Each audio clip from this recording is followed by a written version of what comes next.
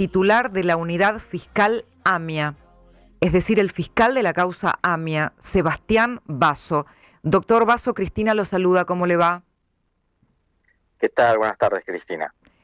Bueno, como ya sabrá, doctor, la designación del nuevo jefe de la Guardia Revolucionaria ha tenido alto impacto en Argentina porque se trata de uno de los acusados por el atentado a la AMIA, Ahmad Bahidi. Quería preguntarle a usted cómo impacta esto en su investigación. En principio, el conflicto bélico que se está desarrollando entre Irán e Israel es un tema de política exterior y por lo tanto es el presidente de la República el que tiene que decir cuál es la política argentina con relación a este conflicto. Con relación al caso AMIA, el conflicto claramente impacta porque el régimen que está acusado de haber colocado la bomba en AMIA es exactamente el mismo sistema de gobierno que actualmente gobierna Irán. Y la prueba más cabal es que Bahidi, que está acusado por ser uno de los que decidió el atentado a la AMIA, estaba en funciones en el año 1994 y 31 años después, cuando murió uno de los altos jefes del ejército iraní, de la Guardia Revolucionaria, lo pusieron en reemplazo, aunque actualmente ya lo han desplazado por otro nuevo jefe.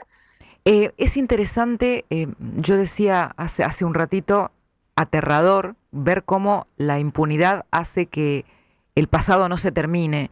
Y quería pedirle que me ayude a hacer una línea de tiempo en los roles que ha ido cumpliendo Bahidi. Y le quiero preguntar en detalle cuál fue en principio el rol por el cual se lo acusa en AMIA. Usted recién esbozó algunos detalles, pero le quería pedir profundizar en eso. Bueno, a ver, el régimen de Irán es un régimen político que tomó el poder en el año 1979 y es un régimen basado en un sistema teocrático donde el líder supremo es el que toma las decisiones y los demás funcionarios responden a los lineamientos de este líder supremo, que es líder político, pero también tiene funciones religiosas. Lamentablemente, cuando la política y la religión se unen, la que sale perdiendo es la religión, ¿sí? Porque se politizan temas que tienen que ver con las creencias de las personas y se manipula las creencias de las personas. El líder supremo de la revolución iraní era Khomeini y cuando falleció, el que lo sucedió fue Khamenei, que es el que actualmente está en funciones, es decir, hace más de 30 años que Khamenei es el que rige los destinos de Irán. E Irán es una república teocrática, ¿m? Donde en su propia constitución tiene como uno de sus objetivos eliminar al Estado de Israel, ¿m? Eliminar a la población judía que se instaló en Jerusalén y en la tierra donde actualmente está el Estado de Israel. Entonces, ese es el problema fundamental que deriva en el atentado de AMIA. ¿Por qué?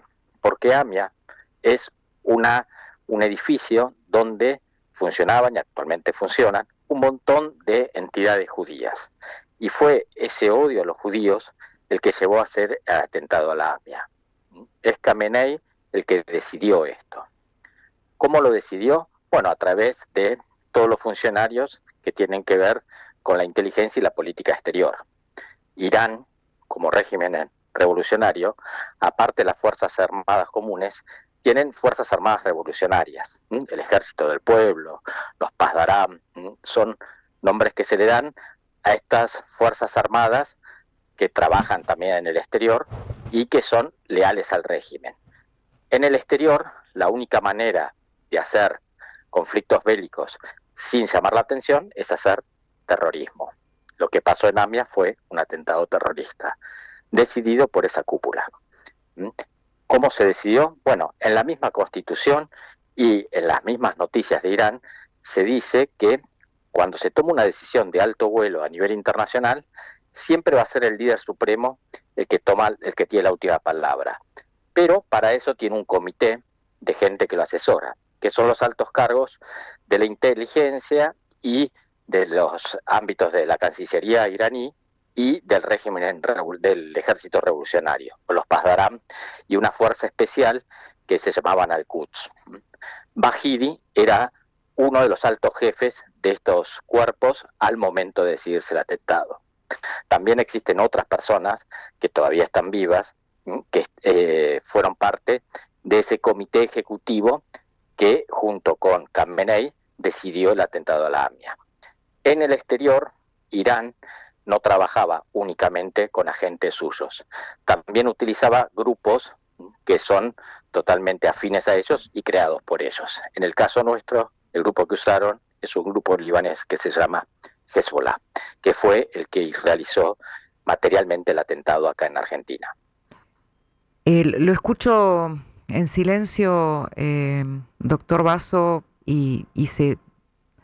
es inevitable que se me pase la película del terror en el que se convirtió en esos días el centro de nuestra ciudad y el epicentro de lo que fue la AMIA, con las víctimas y la herida abierta que significa eh, el estar no solamente eh, persiguiendo justicia con el pedido de captura que usted mantiene vigente, sino también ver que sigue en funciones con un cargo tan importante uno de los acusados. Entiendo que usted tiene en vigencia este pedido de captura, eh, y, y que esto debe repercutir ahora con una persona en tan alto perfil, ¿no? Ya no en las sombras, sino en tan alto perfil.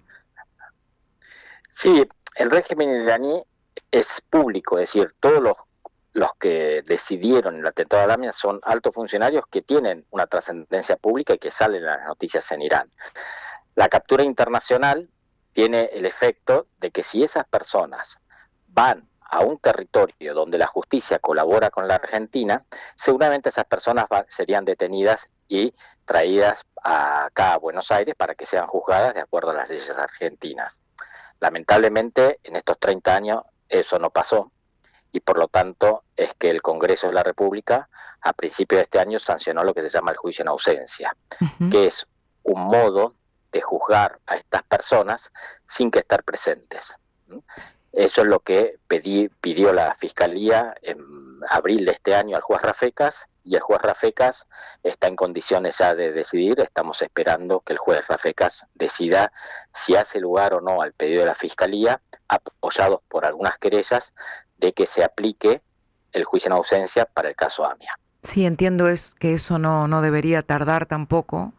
Y quería hacerle una pregunta relativa a lo que usted acaba de plantear, porque se ha mencionado mucho con cierta preocupación, y hay un tema que no termina de dilucidarse, tiene que ver con las famosas alertas, que se acuerda que la sospecha de que el pacto con Irán de alguna manera logró que apareciera un banner en las alertas que tenían la orden de captura, y que ese banner para muchos todavía sigue existiendo, y que sigue generando un alivianamiento o sí, una reducción de la intensidad de la orden de captura en cuanto a estas personas.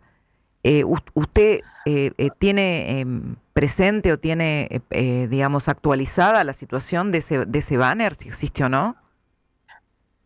A ver, las alertas rojas nunca cayeron, Ujú. siempre existieron, nunca Interpol le dio de baja a las alertas.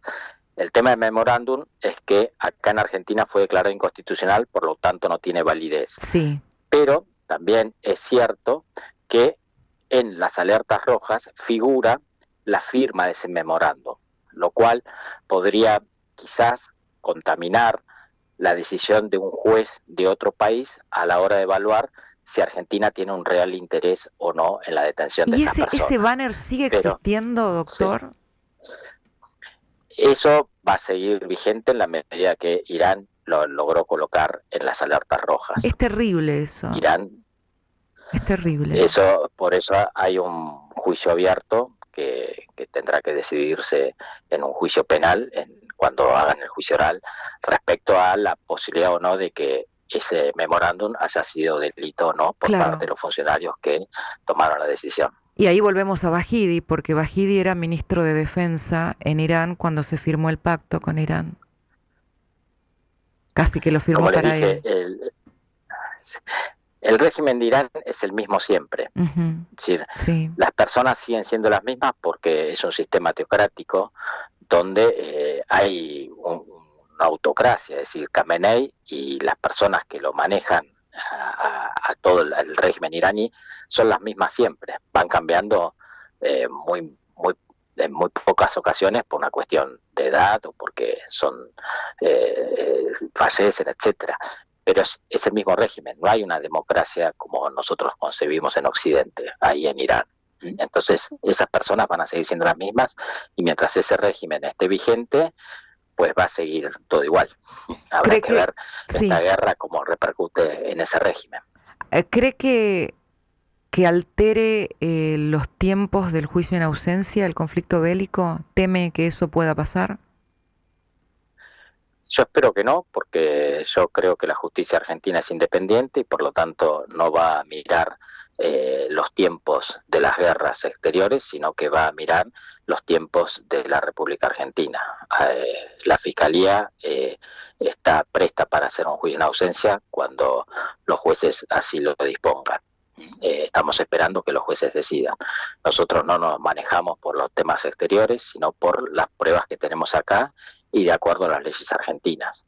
Ojalá que este conflicto, que lamentablemente causa muchas muertes y que ningún fiscal que desea la paz quiere que este conflicto permanezca, pueda lograr que algunas personas se animen a hablar, algunas personas aún dentro de Irán, que puedan saber algo, puedan comunicarse con nosotros y aportar más pruebas y más luz a un caso que es muy difícil de investigar en Argentina, porque ya les digo, nosotros estamos muy lejos de ese conflicto, pero nosotros tuvimos los muertos.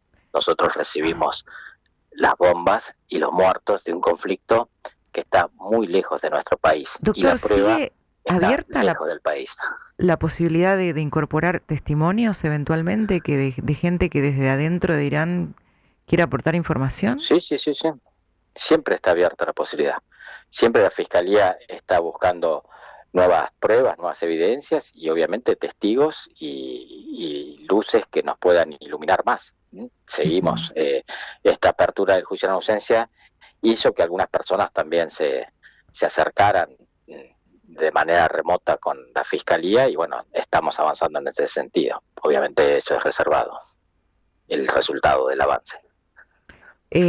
Doctor Basso, le agradezco siempre la disposición a contarnos el avance de este caso en un tema tan delicado incluso como es el de este conflicto abierto ahora entre Israel e Irán. No, muchas gracias a usted, Cristina, por interesarse por el caso y darnos la oportunidad de contar cómo está este caso que a la sociedad argentina le interesa mucho. Gracias, doctor Sebastián Basso, titular de la Unidad Fiscal AMIA. Radio Rivadavia.